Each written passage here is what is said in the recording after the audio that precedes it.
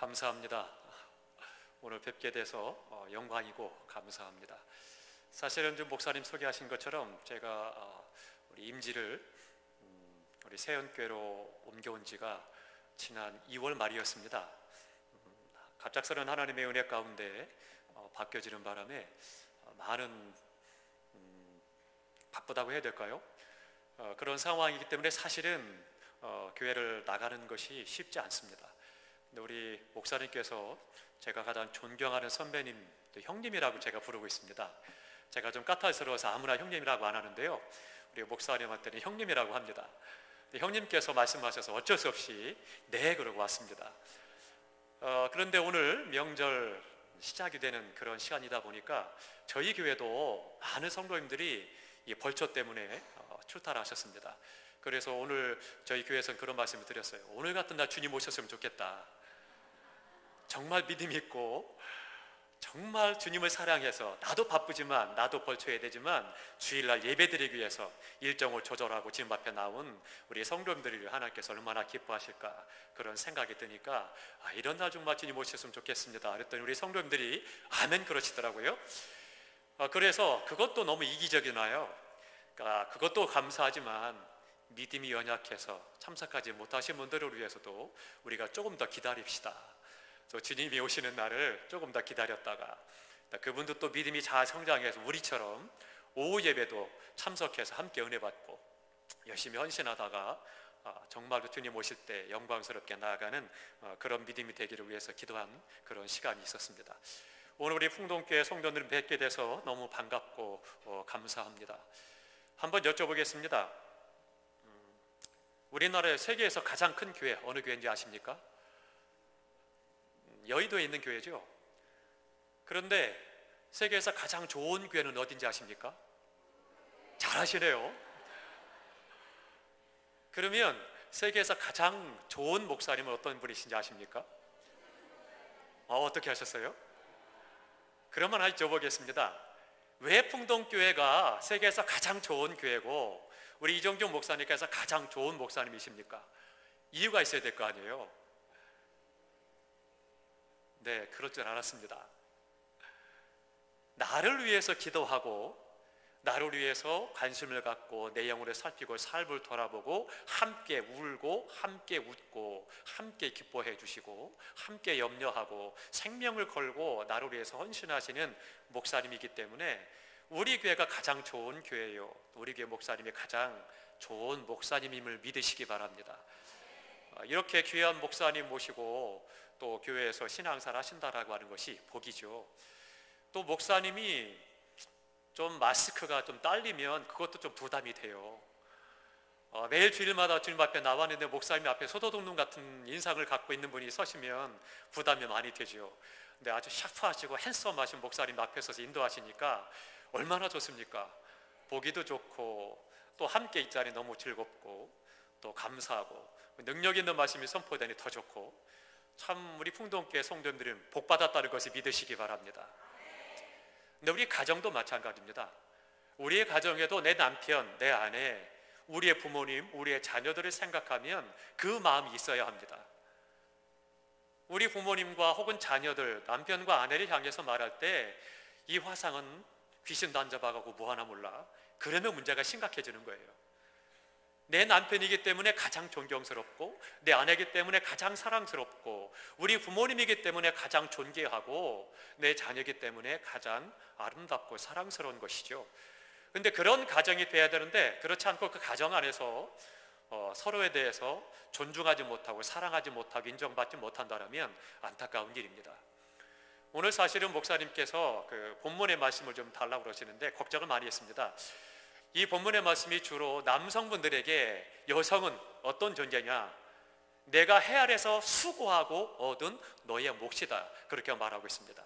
그러니까 내 아내는 남편이 평생 수고해서 얻은 그 남편의 몫이라는 거예요. 그러니까 너무너무 귀한 거죠. 그러니까 남자들이 불쌍한 거예요. 성경에서조차도 남자들이 계속 수고하고 땀 흘리고 애를 써서 그래서 얻은 여인이 내 아내라는 거죠. 그러니까 남자들을 볼 때 참 불쌍한 남성입니다, 이렇게 생각이 됩니다. 요즘에 개발되는 거 여러 가지 가전제품을 이렇게 한번 보십시오. 누구가 편리한 것을 만들어냅니까? 대부분 여성들이 편리한 그런 것들을 많이 개발을 합니다. 가정에서도 어떻습니까? 요즘엔 좀 많이 좋아지긴 했지만 가정에서도 남편은 대부분 왕따입니다. 그래서 아내와 아이들은 뭔가 막 많이 이야기를 나누는데 아버지는 집에 들어가면 그냥 고리만 입고, 그리고 별다른 얘기도 못하고 그냥 주는 밥 먹고 그냥 그렇게 생활을 합니다. 낮에 식당에 가보십시오. 식당에 가보면은요, 주로 우리 남성분들은 안 가보셔서 모르실 겁니다. 저희 신방을 하고 이제 성도님들하고 식당에 가보면 거의 90%가 여성분들입니다. 여성분들이 좋은 식당에 모여서 열심히 먹고 마시고 수다 떨고 좋아하고 이야기를 합니다. 근데 남자들은 거의 없습니다. 어디 가 있어요? 사업하느라고 일하느라고 그곳에 가 있는 거죠. 그것을 누리는 것은 여성들입니다. 그러니까 그 모습 보면 참 남자가 불쌍하다 그런 생각이 들어요. 근데 성경에서도 내가 계속 수고해서 얻은 너의 몫이 개역 성경에는 너의 분복이다라고 말씀하는데 그 존재가 아내라는 거죠. 여성들 너무 감사하죠. 그래서 혹시 남성분들이 이 말씀을 읽으면 서운해하지 않을까 그런 생각이 들었는데 다행히도 남성분들이 많이 안 오셔서 감사합니다. 우리가 가정생활을 하는데 어떻게 풍성한 가정생활을 할 것이냐, 이것이 굉장히 중요합니다. 근데 요즘에 그런 부분을 생각하려면 뭘 얘기해야 되느냐면 통계를 이야기해야 됩니다. 어떤 통계를 얘기하는가 하면 각 가정에서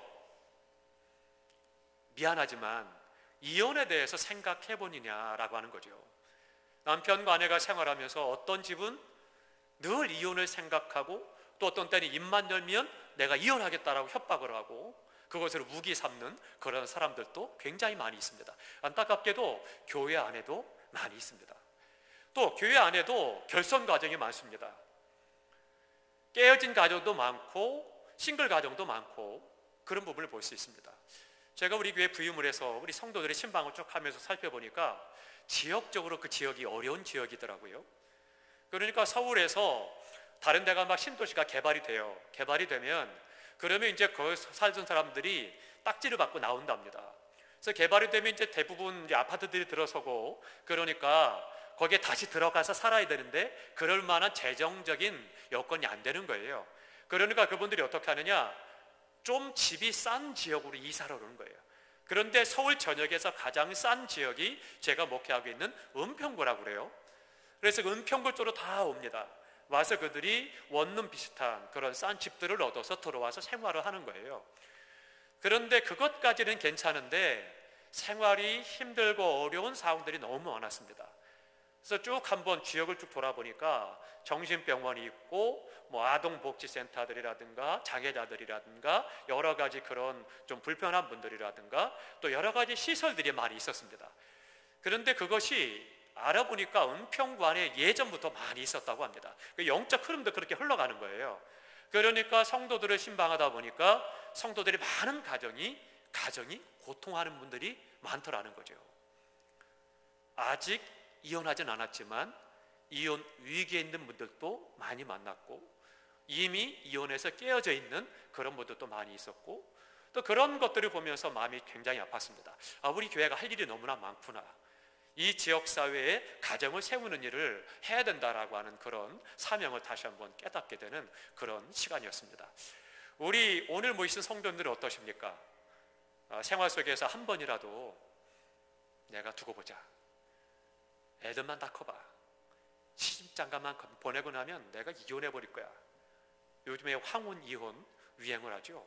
졸혼, 졸혼이 뭐예요? 혼인을 졸업한다는 거예요. 그래서 이혼하진 않지만 따로따로 살겠다는 거예요. 그렇듯하게 이야기하지만 사실은 별거입니다.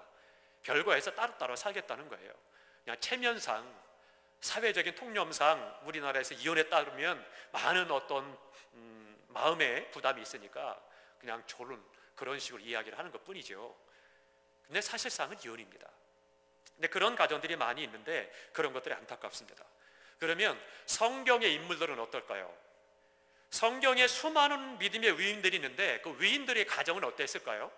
굉장히 평화하고 화목하고 하나님을 잘 섬기니까 좋을 것이다. 그렇습니다.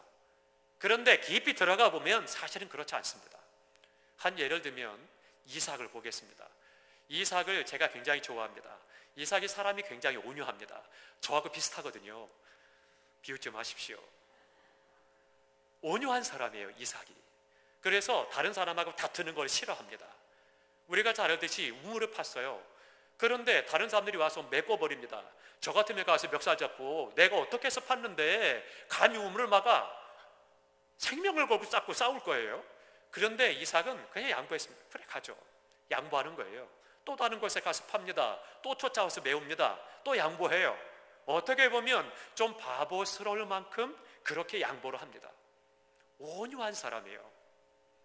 그런데 하나님을 잘 섬기는 사람이었고 믿음의 조상이었고 부모님 아브라함에게 잘 훈련을 받은 그런 사람입니다. 하나님께도 인정받고. 그런데 그의 개인의 가정을 돌아보면 가정에 문제가 많았습니다. 첫째는 편애를 하는 아버지였어요. 쌍둥이를 낳잖아요. 쌍둥이를 낳는데 형 에서를 사랑하고 둘째는 어머니가 사랑하고. 그러니까 가정에 편애한다라고 하는 건 심각한 거거든요. 그러니까 믿음의 조상이었고 하나님을 잘 섬기는 사람이고 정말 온유하고 겸손하고 훌륭한 사람이었는데 가정에서는 아들을 편애하는 아버지였다는 겁니다. 이건 심각한 겁니다. 또 어떻습니까? 사내답지 않게 비겁했어요. 자기 아내를 어떻게 했어요? 누이라고 속이는 비겁한 난정입니다. 사내가 아니죠. 자기 아내를 가리켜서 다른 사람들에게 내 누이야라고 소개하는 사람이 어디 있겠습니까? 이거는 죄송하지만 망난이에요. 믿음의 조상인데 귀한 믿음을 갖고 있고 온유한 사람인데도 불구하고 그의 가정에서 삶에는 그러했다라고 하는 겁니다. 그가 생활 속에서 콩가루 집안이었다라고 하는 것을 잘 보여주는 사건이 있죠. 동생이 변장을 하고 어머니하고 짜고 아버지 남편을 속이는 거예요. 그래서 아버지도 속이고 남편도 속여서 장자권의 축복을 빼앗죠. 어떻게 보면 참 너무 귀하다. 하나님의 은혜를 사모해서 내가 장자권을 어떻게든 얻으려고 하는 그 중심은 좋겠습니다. 그런데 방법이 틀린 거죠. 아버지를 속였어요. 남편을 속였어요. 거짓으로 해서 얻은 그것이 과연 얼마나 복이 되겠습니까? 그러니까 형이 칼을 갈고 내가 동생을 죽여버리겠다 그러는 거 아니에요. 이런 가정쯤 되면 어떻게 되겠습니까? 그 가정은 콩가루 가정이죠. 이미 가정은 갈 때까지 다 간 거예요. 그런데 그런 가정을 성경은 기록해 놓고 있습니다. 우리의 가정은 어떻습니까? 우리 목사님은 안 그러시니까 제가 자신 있게 예를 말씀을 드릴게요. 어느 목사님이 강단에서 우리가 사랑해야 합니다. 하나님께서 예수 그리스도를 보내서 우리를 사랑하셨기 때문에 우리도 열심히 사랑하는 것이 성경적이고 올바른 복음입니다. 사랑하며 사십시오. 설교를 했습니다. 그런데 사모님이 어느 날 벽에를 들고 강단으로 올라오시더래요. 그래가면서 목사님 말씀하신 것처럼 나도 그렇게 사랑해 주세요. 그러더래요. 웃으셔야 됩니다. 진지한 얘기가 아니에요. 그런데 성경에 보면 많은 하나님의 사람들 가정이 그런 문제들이 많이 있었습니다. 솔로몬도 마찬가지죠. 지혜가 있고 정말 멋지고 위대하지 않습니까? 그런데 그의 가정에는 심각한 문제가 많이 있었던 거예요. 여성 편력이 많았고요. 많은 여성들을 아내로 거느렸고요. 다윗도 마찬가지고. 그러니까 성경에서 위대한 하나님의 사람들 다 보면 그 사람들이 개인적으로는 얼마나 뛰어나고 멋있고 훌륭한 신앙을 갖고 있었을지는 모르지만 그러나 가정을 가만히 들어가 보면 가정 안에는 많은 문제가 있었다라고 하는 거죠. 오늘 교회 안에도 마찬가지입니다. 성경책 끼고 거룩한 걸음으로 와서 배를 내밀고 그리고 와서 겸손하게 그렇습니다 아멘 하고 예배를 드립니다. 가정만 가면 폭군이 되는 사람 많습니다. 언제 교회에서 그러느니 얘기하는 거죠. 장로님 한 분이 풍통째 그런 분이 없다고 들어서 자신 있게 이야기합니다. 존경받는 장로님이셨어요. 정말 교회에서 열심히 헌신하고 충성하고 겸손하고 덕 있는 분이고 좋은 믿음을 갖고 있었습니다. 모든 성도들이 좋아했어요. 그러니까 부인 권사님에게 다른 분들이 이야기했습니다. 아유 권사님 얼마나 좋아.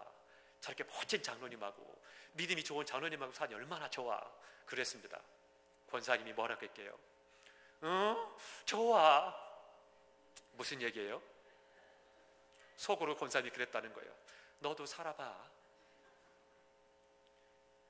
겉으로는 그럴듯하고 멋있는데 정말 교회에서는 겸손하고 잘 섬기고 충성 봉사도 잘하고 믿음이 좋은데 가정에서는 그렇지 못했다는 거죠. 그러니까 권사님 말하기를 좋지, 그래 너도 한번 살아봐, 그렇게 말하는 거죠. 우리나라가 지금 가정이 심각합니다. 이혼율이요 해마다 25%씩 성장을 한다고 그래요. 대단하지 않습니까? 심지어는요, 놀라지 마십시오. 우리 자녀들 결혼하죠, 신혼여행에서 깨어져가지고 돌아오는 가정들이 몇 프로인지 아십니까? 한 해 결혼한 커플이 100커플이다 그러면 그 가운데 30커플이 거기서 헤어진다는 거예요. 심각한 거예요. 신혼여행 가서 얼마나 뿌리 쏟아지고 좋겠어요. 그런데 거기서 싸워가지고 헤어지고 온다는 거예요. 이게 말이 됩니까? 그런데 실제로 100상 가운데 30상이 그렇다는 거예요. 충격적인 거죠. 우리 어르신들이요, 내 자녀들 안심하지 마십시오. 요즘에 결혼 가운데 풍속도가요, 주례가 없는 결혼 풍속이 있습니다. 점점 많아지죠. 뭐 그럴듯하고 멋있을 것 같죠? 결코 아닙니다. 성경적이 아니에요. 결혼은 계약입니다. 하나님과 우리 사이에 신랑 신부라고 말씀하시면서 계약을 하시죠. 그러면 구약 성경에 보면 계약을 할 때 어떻게 했느냐, 짐승을 배를 가릅니다. 그리고 속에 더러운 걸 다 걷어내고 그리고는 드리게 됩니다. 그러면 하나님께서 계약을 성립한다는 의미에서 불을 보내십니다. 불을 보내면 쪼갠 그 몸 가운데 사이로 불이 훅 지나가게 되는 거예요. 그래서 계약이 성립이 되는 거예요. 결혼도 마찬가지입니다. 결혼식장에 가면 이쪽은 신랑 측, 이쪽은 신부 측 나눠 앉잖아요. 왜 그럴까요? 가문 대 가문이 결혼해요. 그런데 신랑 측, 신부 측이 따로 앉는 거예요. 그리고 그 가운데에 신랑 신부가 입장을 해요. 그리고 하나님 앞에 예배하고 주례 목사님의 말씀을 들어가면서 예식이 진행돼요. 이것이 성경적인 결혼 예식이에요. 왜? 하나님께서 계약한 것에 대해서 양가 가문이 결혼해서 한 가정이 된다라고 하는, 그건 계약입니다. 하나님 앞에서 계약이기 때문에 그 안에 신랑 신부가 들어오고 목사님의 주례를 받아가면서 결혼 예식을 해야 그것이 성경적인 결혼인 거예요. 그런데 주례도 없이 그냥 자기들끼리 들어와서 그냥 앉아서 서로가 서약하고 끝난다? 그건 세속적인 겁니다. 그렇듯하고 멋있는 것 같지만 하나님께서 만드신 결혼 제도를 모르기 때문에, 무식하기 때문에 그렇게 결혼 예식을 하는 겁니다. 성도들만큼은 결혼 예식을 제대로 하셔야 됩니다. 우리 자녀들이 결혼할 때에 반드시 목사님을 주례로 모시고 목사님의 축복 기도를 받아가면서 하나님 앞에서 계약이 성립하는, 그래서 하나님의 은혜 가운데 양가 가문이 하나가 되는 그런 결혼을 만들어 가야 된다라고 하는 거죠. 그런데 많은 부모님들이 자녀들이 하자는 대로 그냥 맡겨버리고 맙니다. 그러다 보니까 온전한 결혼이 성립되지 않는 거죠. 행정적으로 법적으로는 되겠죠. 그러나 영적으로 볼 때는 아닌 것입니다. 과연 그들의 결혼 생활이 어떠할까 한번 깊이 생각해 보실 필요가 있습니다. 그러면 한 가지 여쭤보겠습니다. 내가 오늘 죽으면 다음 생에 다시 태어나면 지금의 내 남편하고 내 아내하고 다시 살겠습니다. 그런 분 계십니까? 저는 지금 제 아내하고 살고 싶습니다. 제 아내가 허락만 하면. 그런데 제 아내가 허락을 할지 모르겠어요. 우리 성도들은 어떠십니까? 내가 다음 생에 태어나면, 다시 태어난다고 가정을 하면 지금의 내 남편하고 내 아내하고 같이 살겠습니다. 그런 분 계십니까? 백상의 중상층, 중상층에 이 강남 쪽에 있는 부부를 모아놓고 설문조사를 했습니다. 그랬더니 그 가운데 백상 가운데 5쌍이 부부가 내가 다시 태어나도 이 사람하고 살겠습니다. 그렇게 이야기를 했다라고 그래요. 그래서 이제 쭉 이야기를 했습니다. 그러면 대단하다고 막 박수치고 좋아하고 행복했습니다. 부러워하고. 그래서 이제 원인이 뭐냐? 그럼 왜, 얼마나 잘해주길래, 지금 남편 아내가 얼마나 잘해주길래 똑같이 산다고 하느냐? 그랬더니 한결같이 똑같이 얘기했던 이유가 있습니다. 여성분들이 한 얘기가, 그놈이 그놈인데 뭘 바꾸냐는 거예요. 내가 저놈 만나가지고 그놈하고 맞춰 사느라고 얼마나 애를 썼는데 또다시 다른 놈 만나가지고 또 맞춰 사느라고 애를 쓰느냐는 거예요. 그놈이 그놈인데 바꾸지 않고 그냥 살겠다는 거예요. 많은 것들을 생각하게 하는 겁니다. 어떠십니까? 지금의 남편, 지금의 아내하고 살겠습니까? 아니면 아유 귀신은 뭐 하나 저 화상 안 잡아가고 이런다라면 정말 문제가 심각하게 되는 거죠. 근데 가정이라고 하는 것이 교회와 사회, 국가의 가장 기본 단위입니다. 가정이 깨어지면 신앙도 깨어지기 쉽고 교회도 깨어지기 쉽고 사회가 어려워지는 거고 나라가 힘들어지는 겁니다. 그러니까 가정이 건강한 가정이 되고 또 그런 가정으로 회복될 때 이 사회도 변화되고 나라가 든든해지고 교회도 은혜 있는 교회로 사명을 감당하는 역사하는 교회가 될 수가 있는 겁니다. 그렇다면 어떻게 해야 되겠습니까? 가정이 회복되고 하나가 되기 위해서는 풍성한 결혼 생활이 필요한데 풍성한 결혼 생활은 어떻게 해야 되느냐? 오늘 시간이 많이 갔지만 몇 가지만 함께 이야기를 하고 그리고 마치려고 합니다. 첫 번째 해야 될 것은요, 이해하려고 노력해야 합니다. 다 함께 합니다. 이해하고 용납하자. 오늘의 피죽도 안 붙인 것처럼 그러지 마시고요, 크게 합시다. 이해하고 용납하자. 이해하고 용납하는 것이 굉장히 중요합니다. 그러기 위해서는 뭘 해야 되느냐? 내 남편과 아내와 많은 대화를 나눠야 됩니다. 무슨 대화를 나눠야 되느냐? 배경을 알아야 됩니다. 내 아내가 어떤 가문에서 어떤 가풍에서 어떻게 교육을 받고 자랐는가, 이것을 알아야 됩니다. 내 남편이 어떤 가문에서 어떤 교육을 받고 어떻게 자랐는가라고 하는 것을 알아야 돼요. 그걸 모르게 되면 갈등이 많아집니다. 우리 젊은 세대도 또 마찬가지예요. 어르신들도 마찬가지입니다. 어르신들도 목에다 힘주고 애매고 온 게 알았으면 알아서 다 물 떠다 주고 물 양말 벗겨 뭐 가자 해가지고 하는 것이 아니고 서로가 배경을 알아야 서로가 하나님 은혜 가운데 풍성한 결혼 생활, 부부 생활 할 수 있는데 이것이 안 되면 황혼 이혼이 느는 거예요. 아내들이 순종합니다. 왜요? 옛날 유교적인 그런 사정 안에서 다 자랐기 때문에 어르신들이 대부분 아내들이 희생을 합니다. 그러면서 그냥 남편을 존경하고 좋아서 순종하는 것이 아니고 마음속에 갖고 있습니다. 두고 보자. 너 힘만 빠져봐라. 너 돈만 못 벌어봐라. 그때는 내가 확 이혼해버리고 말 거야. 그래서 그런 말 하잖아요. 은퇴하고 나면 강아지를 길러라. 아니면 이사 가면 반드시 냉장고를 꼭 잡고 있어라. 그런 얘기 하는 거예요.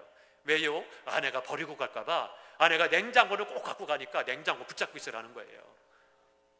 그런 얘기들 하는 거거든요. 저하고 저희 사모는 둘 다 목회자 가정에 자랐습니다. 그래서 목사 가정에서 다 자랐기 때문에 그래서 처음에 결혼하고 나서 저는 그런 줄 알았어요. 근데 저희 사모도 마찬가지더라고요.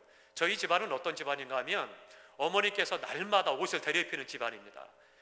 교복도 날마다 아침마다 데려주시고요, 심지어는 속옷도 다 데려 입히는 그런 분입니다. 그러니까 그런 집에서 자랐어요. 당연히 결혼하면 아내가 그렇게 해줄 줄 알았어요.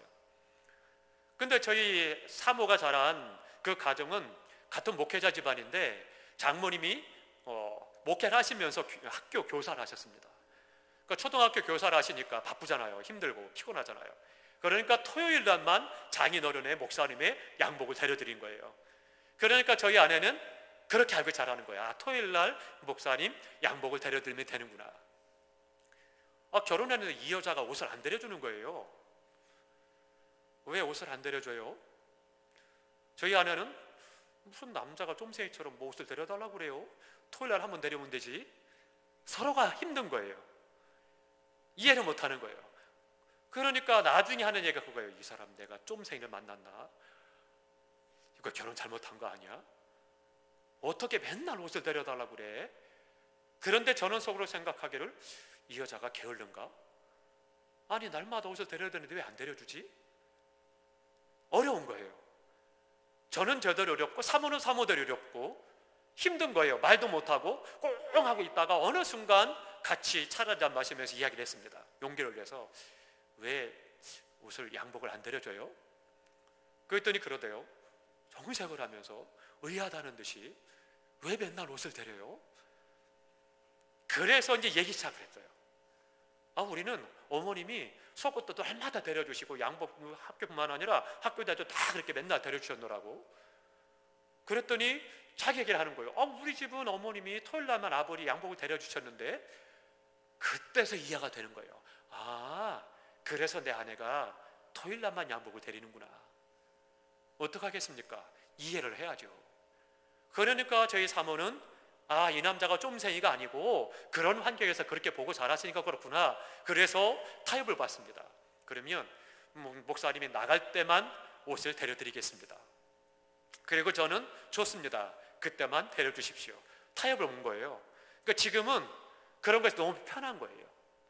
이해를 못할 때는 어려웠던 거예요. 제가 생긴 게 어떻습니까? 굉장히 까탈스럽게 생겼죠. 저희 사모가 청소하죠. 그러면 제가 쫓아다닙니다. 왜 쫓아다닐까요?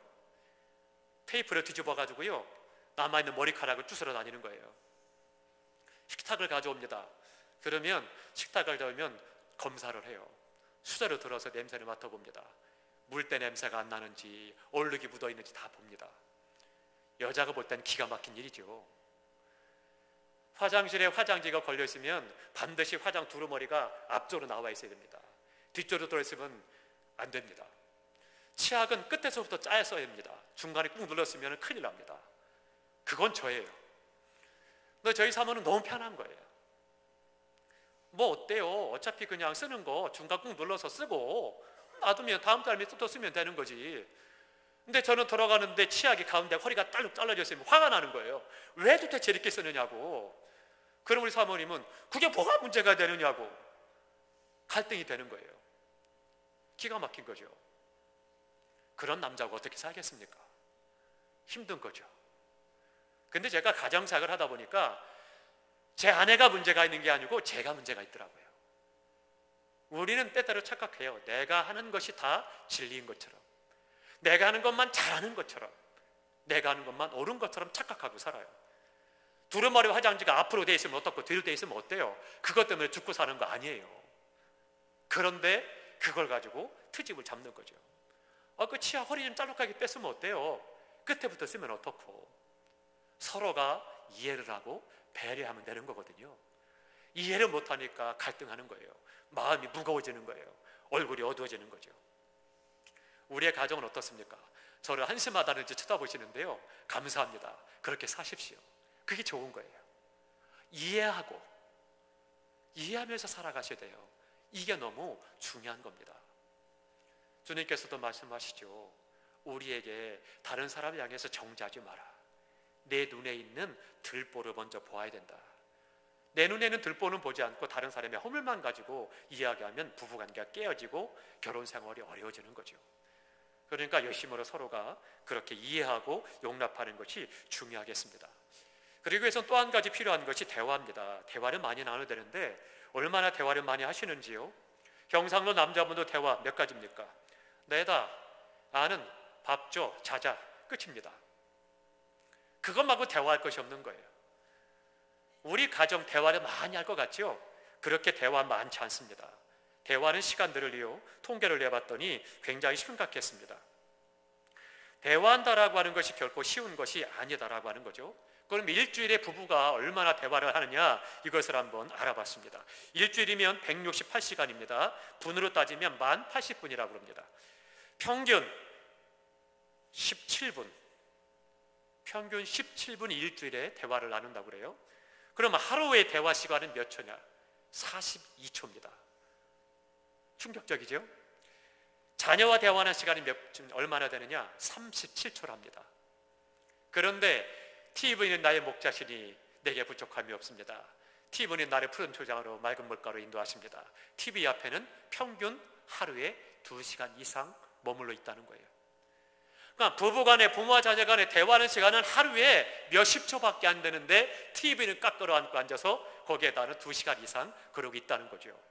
무슨 프로를 보든지 간에 아무튼 그렇다는 거죠. 그만큼 대화가 부족하다라고 하는 것을 잘 보여주고 있습니다. 대화를 많이 하실 필요가 있는데, 근데 대화할 때도 남성과 여성의 차이가 있습니다. 그것을 아셔야 됩니다. 근데 그 남성과 여성의 차이를 알지 못하면 갈등이 심해지는 거예요.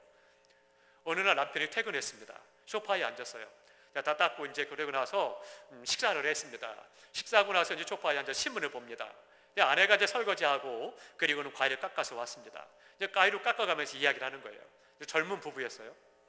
여보, 나 속상해 죽겠어요.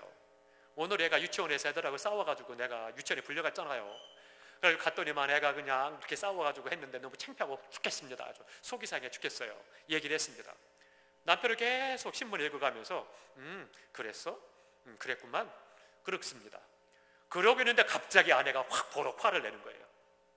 당신 내 말 안 듣지? 정색하면서 얘기했습니다.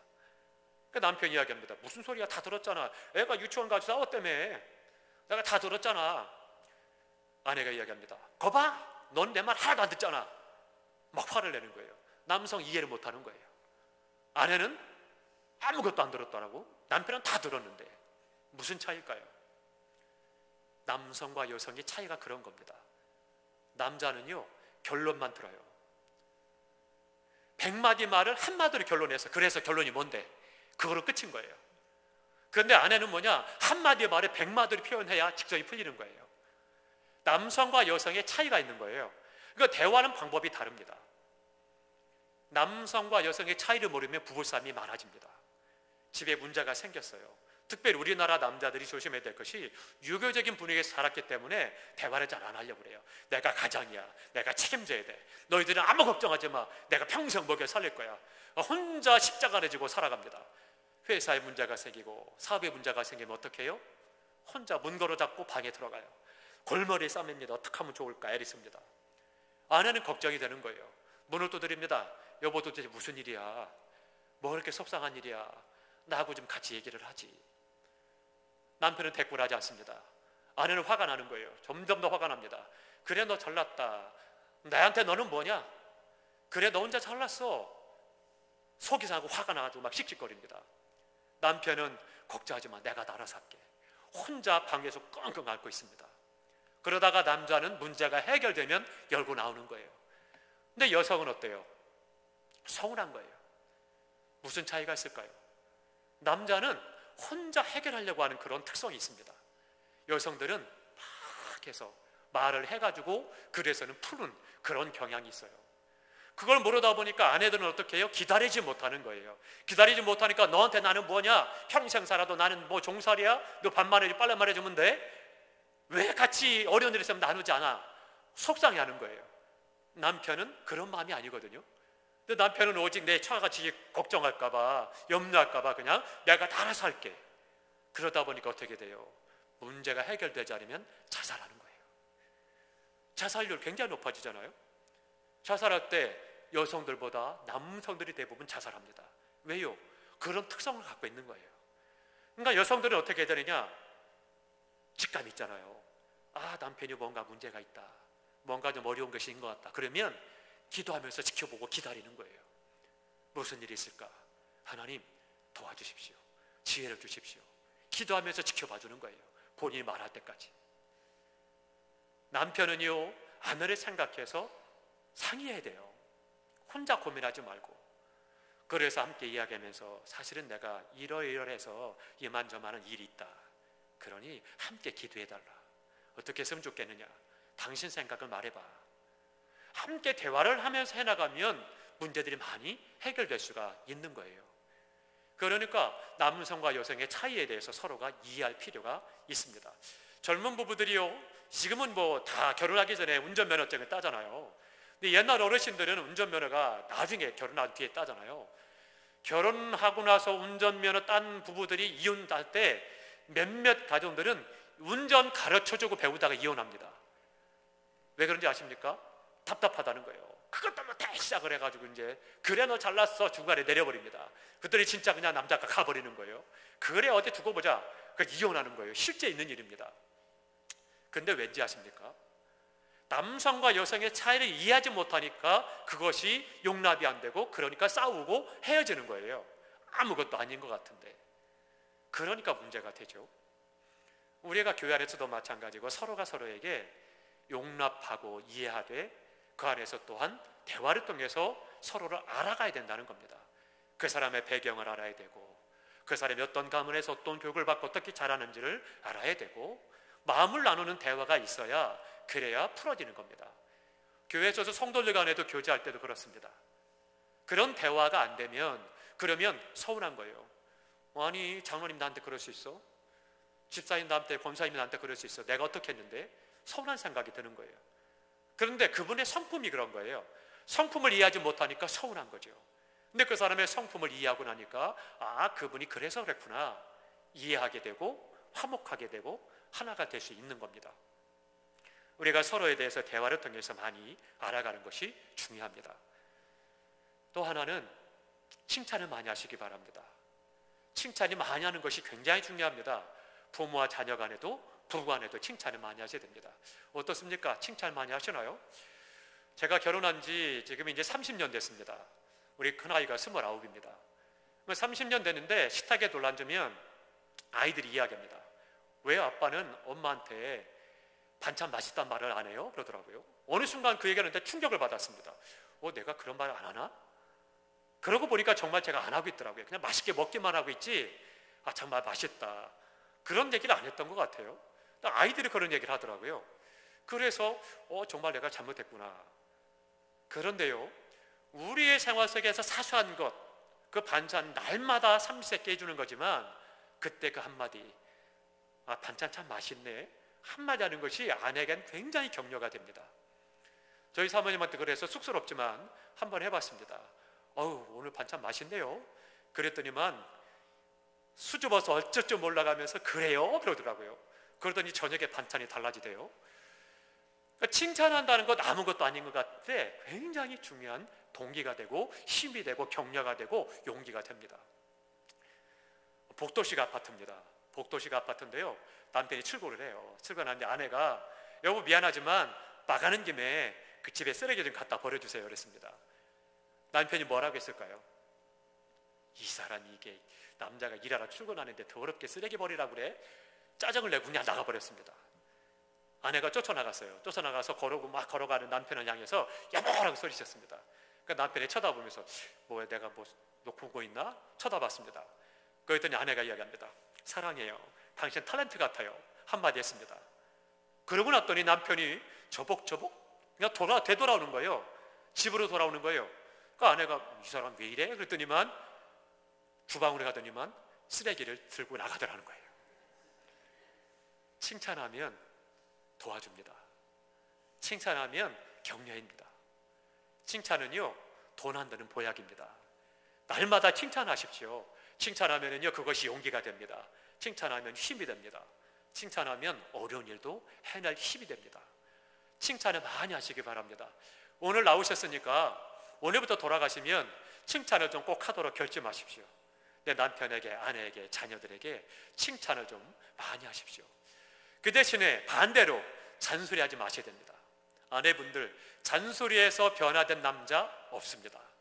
그런 사람 있으면 기네스북에 올라갈 겁니다. 잔소리한다고 해서 변화된 남자 결코 없습니다. 근데 칭찬하면 남자들이 변합니다. 잔소리하지 마십시오. 남자들이 가장 싫어할 때가 언제냐? 아내가 잔소리할 때가 가장 싫다라고 그렇게 대답을 했습니다. 그렇기 때문에 각 가정에서요, 잔소리하기보다는 칭찬하십시오. 억지로라도 칭찬하면 칭찬은 우리가 잘하는 대로 고래도 춤춘다고 그러죠. 실제로 그렇습니다. 칭찬을 많이 하면 그러면 고래도 춤을 추게 되고 그것이 가정이 풍성한 은혜를 누리며 살아가는데 굉장히 힘이 됩니다. 마지막 하나만 더 하도록 하겠습니다. 힘드실 테니까 스킨십을 많이 하시기 바랍니다. 부모와 자녀 간에 가족끼리 이러면 안 돼. 그러시면 안 됩니다. 가족끼리니까 손을 잡고, 가족끼리니까 어깨를 잡고, 가족끼리니까 옆구리를 잡고 스킨십을 많이 하셔야 됩니다. 그리고 특별히 부부간에는요, 우리 청소년들은 귀를 닫으십시오. 부부간에는 뭘 많이 하시느냐? 키스를 많이 하셔야 됩니다. 키스를 많이 하시는 게 굉장히 중요합니다. 왜 키스를 하셔야 되느냐? 키스하면은요, 맥박이 빨라집니다. 심장 박동수가 빨라집니다. 얼굴이 홍조가 되고 아드레날린이 분비되기 시작을 하고 여성 호르몬, 남성 호르몬이 많이 분비됩니다. 그러면 그것으로 말미암아서 웬만한 몸의 질병을 이겨나가는 면역력이 많아집니다. 그래서 실제로 스킨십을 많이 하고 키스를 많이 한 부부가 일반 그렇지 않은 부부보다 평균 5년을 더 장수하는 그런 결론이 나왔습니다. 미국의 하버드에서 실제로 연구한 그런 연구 결론이었습니다. 100세 시대, 아프게 100세 살면 안타까운 거죠. 부부간에 건강하게 해로하기 위해서는 손을 많이 잡아주시고 키스도 많이 하시고, 그렇게 하셔서 우리 안에서 아드레날린이 많이 분비되고 면역력이 많이 분비돼서 건강하게 100세를 누리면서 하나님께 영광 돌리는 풍성한 가정의 삶을 살아가는 우리 풍동교회 모든 성도들이 되시기를 바랍니다. 우리가 정말로 우리 가정이 풍성한 그런 가정이 될 수 있도록 지금 말씀드린 건 몇 가지 안 되지만 실천해 보시기 바랍니다. 이해하려고 노력하시고요, 대화를 많이 하려고 노력하시고, 칭찬을 많이 하십시오. 그리고 스킨십을 많이 하시기 바랍니다. 그러면 이전에 알지 못했던 사랑이 더 풍성해질 것이고요, 이전에 알지 못했던 행복이 더 많아질 것이고, 부부간에 더 친밀해질 것이고, 그 모습을 살아가는 것이 왜 중요하냐? 자녀들에게 그대로 영향이 갑니다. 자녀들은요, 부모님의 모습을 통해서 아버지 역할, 어머니 역할을 배우고 남편과 아내의 역할을 배우게 되어 있습니다. 무릎 꿇고 앉아. 남편은 이런 거야, 아내는 이런 거야, 아버지는 어머니 이런 거야, 가르쳐 보십시오. 백날 가르쳐도 소용없습니다. 자녀들은 부모님의 사랑하는 모습, 부모님들의 신앙과 삶의 모습을 보고 배우는 거지, 이론은 이렇고 저렇고 회초리 듣고 가르친다고 되는 것이 아닙니다. 어르신들 잘 알잖아요. 며느리가 호된 시집살이를 했습니다. 시집살이 할 때마다 눈물 흘려가면서 내가 며느리 되면 죽어도 시어머니처럼 하지 않을 거야, 내가 아주 딸처럼 사랑하며 살 거야. 그런데 정작 며느리를 꼽으니까 자기가 그렇게 며느리한테 하고 있더라는 거예요. 악한 시어머니는요, 내가 어떻게 시집살이 했는데 저것이 와서 내 아들하고 살아가지고 행복하게 살아? 그건 안 되지. 너도 한번 고통을 당해봐야 돼. 그런 마음이 없음에도 불구하고 자기가 당한 대로 그런 시어머니 노릇을 하고 있더라는 거죠. 어떤 가정에서 어떤 분위기에서 자라느냐에 따라서 남편으로, 아내로, 또 아버지로 생활하고 어머니로 생각하는 것들이 결정이 되어지는 겁니다. 만일에 우리의 가정에 자손들의 가정이 문제가 있다면 그것은 내 책임입니다. 내가 어떻게 자녀들에게 부부의 모습, 가정의 모습을 보였는지를 그대로 투영하고 반영하는 것이 자녀들의 가정이기 때문입니다. 우리 풍동교회 이번 시간 참석하신 우리 모든 성도들이 제가 드린 말씀이 뭐 당연한 거야, 그런 가정들이 되어지시기를 주님의 이름으로 축원합니다. 그래서 날마다 더 기쁘고 더 즐겁고 행복한 그런 가정 되시기 바랍니다. 우리 함께 기도하겠습니다. 보통 음성으로 조용히 기도하겠는데요, 우리 부부가, 우리의 가정이 하나님이 만드신 아름다운 가정 되게 하시고, 부부간에 해로하되 건강하면서 하나님이 세우신 가정으로서 서로 이해하고 칭찬하면서 또 서로를 격려하면서 또 사랑으로 풍성한 결혼 생활을 누리고 복된 가정들, 자손들, 가정 되게 하소서. 우리 다 함께 기도하겠습니다. 하나님 아버지, 은혜 감사합니다.